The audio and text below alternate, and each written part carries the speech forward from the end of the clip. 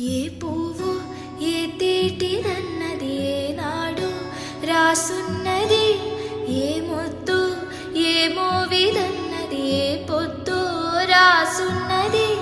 బంధాలే పెనవేయో వయసుకు